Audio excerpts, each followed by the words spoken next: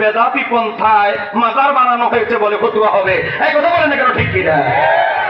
এবার আসেন, মাজার ভাঙা যদি সোয়াবের কাজ হয়, আমরা এতটুকু বলবো, এই এত বড় সোয়াবের কাজটা সবার আগে আপনাদের বড় হুজুরের মাজার দিয়ে কর্মসূচিটা শুরু করা উচিত। কথা কয় না কেন, ঠিক কিনা? বলেন সবার আগে নিজের ঘর ঠিক করতে হবে। বলেন সবার আগে কি ঠিক করতে হবে? নিজের ঘর, নিজের সব মুরব্বীদের মাজার ভাঙা, এই ব্যাপারে কোনো ফতোয়া নাই, কোনো ফতোয়া নাই। কিন্তু সব ফতোয়া শাহজালালের মাজার ভাঙতে গেছে।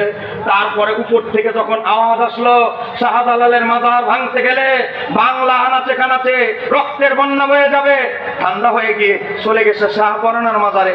শাহপরানের মাজার ভাঙতে গিয়ে উপর থেকে যখন নোটিশ এসেছে, হ্যাঁ আমার বাবার ভাইরা চলে এসেছে, আমরা আপনাদেরকে দুটুকু বলবো, শাহজালাল ইয়ামানি, শাহপরান ইয়ামানি, ওনাদের ইন্তেকালের পরেও রুহানি ক্ষমতা আছে না নাই? কথা বলেন এখানে আছে না নাই?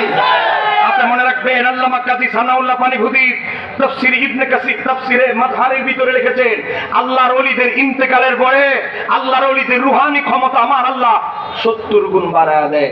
একটু জোরে বলেন না সুবহানাল্লাহ। সম্মানিত আমার দিনী ভাইরা, আপনাদেরকে শুধু প্রত্যেকটা বিষয় একটু একটু করে টাচ দিচ্ছি, সময় কম, সময়গুলো গনিমতের মতো ব্যবহার করছি, যেহেতু সময় খুব কম। আপনাদেরকে একটা হাদিসের অপব্যাখ্যা করা হয়, এই হাদিসের অপব্যাখ্যার জবাব না দিলে হয়তো আপনারা অনেকেই বুঝতে পারবেন না। আমাদের কিছু ভাইয়েরা বলে সহিহ মুসলিমের হাদিস 969 নম্বর হাদিসে এসেছে, আমার নবী আলীকে বলেছেন, আলী তোমাকে আমি একটা ডিউটি দিচ্ছি, কাজ দিচ্ছি। কই কি? তুমি এই যে মদিনার এই যে জায়গার যত উঁচু কবরগুলো আছে সব ভেঙে চুরমার করে দাও। এখন আমার কিছু ভাইয়েরা, মাজার বিরোধী ভাইয়েরা, এই দেখো দেখো সহিহ মুসলিমের হাদিসে আছে আমার নবী আলীকে বলছে মাজার ভেঙে ফেলার জন্য, অতএব কোন উঁচু কবর থাকবে না, সব পাউডার সমান করে দাও। একটু জোরে কন্যা নাউজুবিল্লাহ। এখন এই হাদিসের সঠিক ব্যাখ্যা মুসলমান জাতি থেকে কিভাবে লুকানোর অপচেষ্টা হচ্ছে, এই হাদিসের ব্যাখ্যা আমার কিতাব থেকে নয়, আহলে হাদিসদের বড় হুজুর ইবনুল কাইয়্যিম জাওজি কিতাব লিখেছেন নবীর জীবনীর জাদুল মাআদ, সেই কিতাব থেকে আমি ব্যাখ্যা দিচ্ছি। ইমাম ইবনে হাজার আসকালানী যিনি 29 খণ্ডে বুখারীর ব্যাখ্যা গ্রন্থ লিখেছেন ফাতহুল বারী, সেখান থেকে দিব। একটু জোরে কন্যা মারহাবা। এটা বোঝার জন্য আপনাকে 2 মিনিট, ভাই মাইকের সাউন্ড মাশাআল্লাহ খুব ভালো আছে, মনোযোগ দিয়ে শুনবেন। আকীদাগত কথা মনোযোগ 100 থেকে 100 লাগবে। সাল্লাল্লাহু আলাইহি সাল্লাম মক্কা থেকে মদিনায় যখন গেলেন, মুনাফিকদের সর্দার আব্দুল্লাহ ইবনে উবাই, গরিব ধনী মধ্যবিত্ত ভালো খারাপ সুদখোর সবাই নবীকে দাওয়াত দিচ্ছে, ইয়া রাসূলুল্লাহ বিছানা পরিপাটি, আপনি আমার ঘরে আজকে মেহমান হবে। মুনাফিকও দাওয়াত দেয়, ভালো লোকও দাওয়াত দেয়, গরিবও দাওয়াত দিচ্ছে, ধনীও দাওয়াত দিচ্ছে।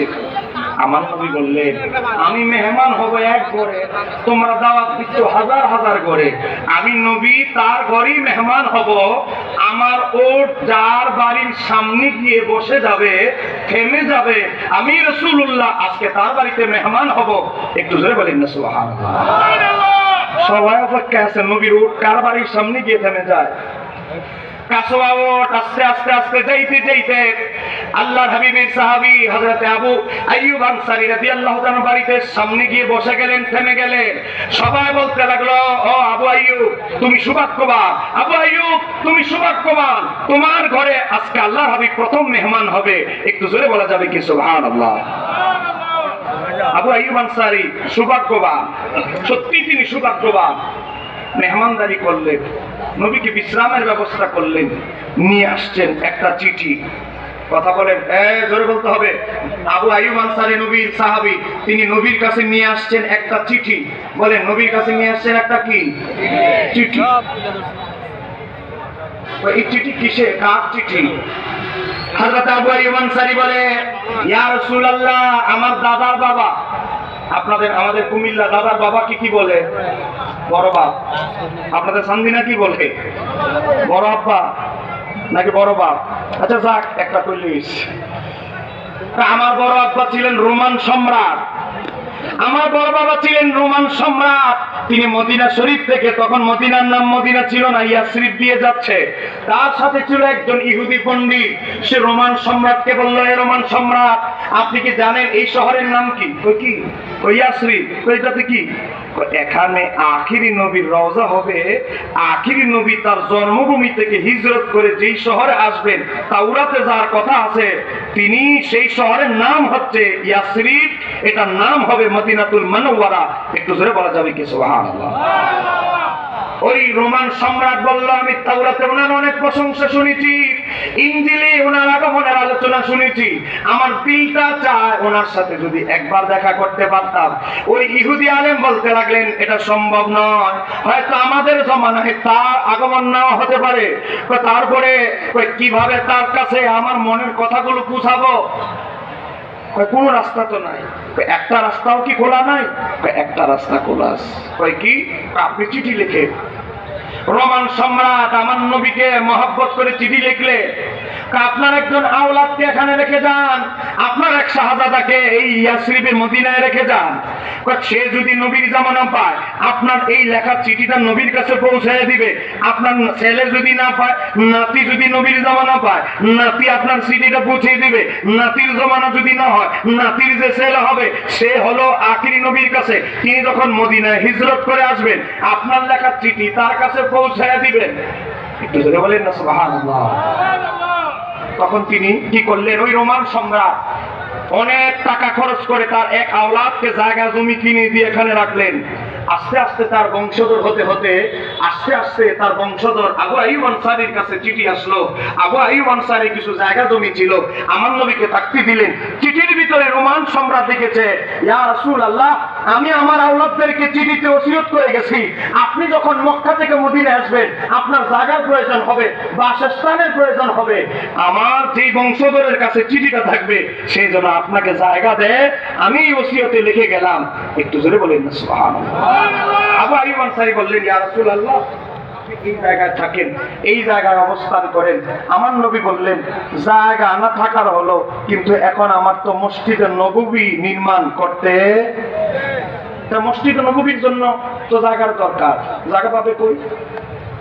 এখন আবু আইয়ুব আনসারীর বাড়ির পাশে জায়গা, এই জায়গাটা হলো এতিম দুই বাচ্চা, একজনের নাম হচ্ছে সাহল, একজনের নাম হচ্ছে সোহাইল, দুইজন এতিম, কিছুদিন আগে তাদের বাবা মারা গেছে। এতিম বাচ্চা তাদেরকে ডাকলেন, তোমরা দুই ভাইকে আমাকে নবী মানো?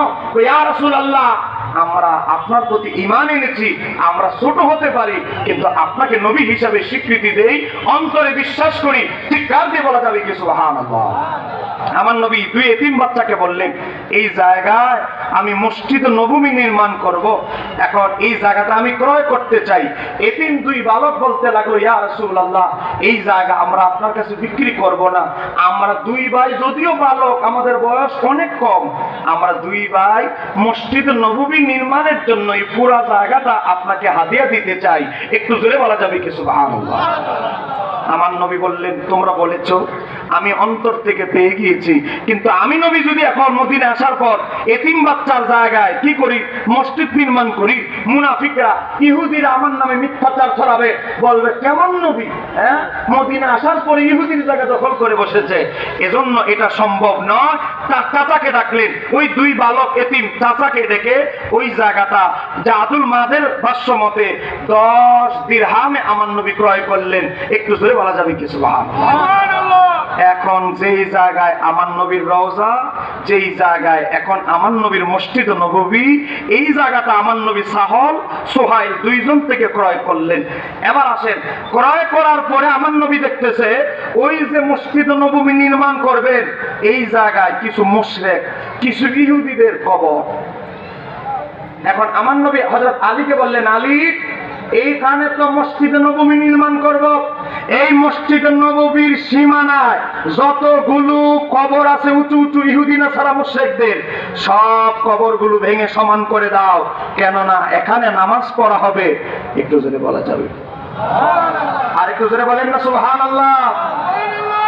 আমার নবী হযরতে আলীকে বলেছেন মসজিদ নববীর সীমানায় যত ইহুদি মুশরিকদের কবর আছে সেই কবর ভেঙে ফেলার জন্য, আর ইহুদি মুশরিকদের কবরের সাথে যারা মাজারের তুলনা দেয়, ইহুদি মুশরিকদের কবর ভাঙার হাদিসকে এনে যারা অপব্যাখ্যা করে মাজারের দিকে ফিটিং করে, আমরা বলবো এরা আগেও অপব্যাখ্যাকারী ছিল, এখনো অপব্যাখ্যাকারী। চিৎকার দিয়ে বলতে হবে ঠিক কিনা?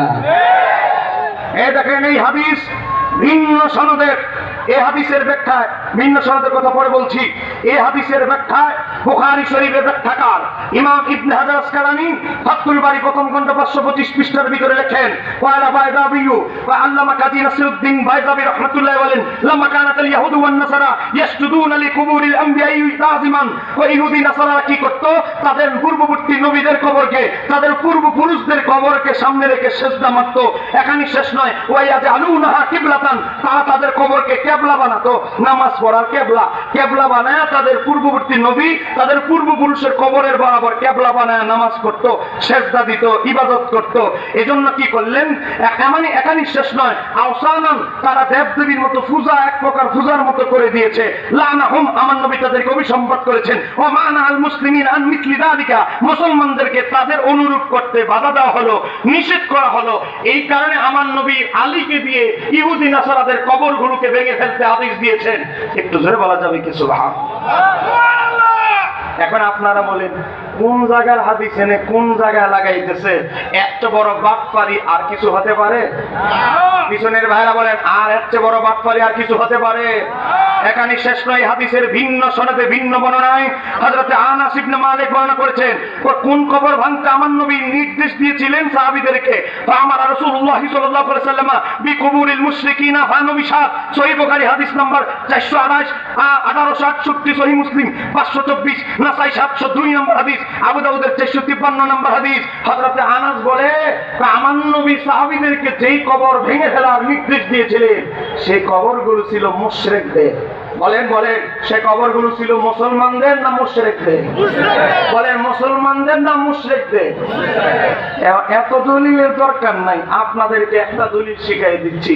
যে ওহাবি বলবে আমার নবী আলীকে বলেছেন মাজার ভেঙে ফেলতে, তারে বলবেন ভাই কাগজ কলম নিলাম, কাগজ কলম নিলাম, আমার নবী মক্কা থেকে মদিনায় হিজরত করার আগেই মাজার হয়ে গেছে। বাপরে বাপ, এখন তোমার কাছে জানতে চাই হযরত আলী কোন কোন সাহাবীর মাজারটা ভাঙছে, সে সাহাবীর নামের তালিকাটা দাও, তাহলে তোমার পক্ষে চলে যাব এই মাসালায়। এই চ্যালেঞ্জ কি আমার পক্ষ থেকে আপনারা দিতে পারবে? কথা বলেন, দিতে পারবে? তাদেরকে বলবেন হযরত আলী যে মাজারগুলো ভাঙছে, এই মাজার তাদের ভাঙছে নবীর যুগের তো সাহাবী, তো তাদের মাজারের তালিকাটা দাও, কোন কোন সাহাবীর মাজারটা হযরত আলী ভাঙছে। একজন সাহাবীর নাম যদি বলতে পারে, তালিকা পেশ করতে পারে, আমি মুফতি শহীদুল্লাহ বাহাদুর, আমি চান্দিনাই ময়দান থেকে আপনাদেরকে ঘোষণা দিচ্ছি, আমি আহলে সুন্নাত ওয়াল জামাত ত্যাগ করে ওই দলে চলে যাব। আগে প্রমাণ পেশ করো হযরত আলী কোন মুসলমানের কবর ভেঙে ফেলেছে। চিৎকার দিয়ে আমার সাথে বলতে হবে ঠিক কিনা?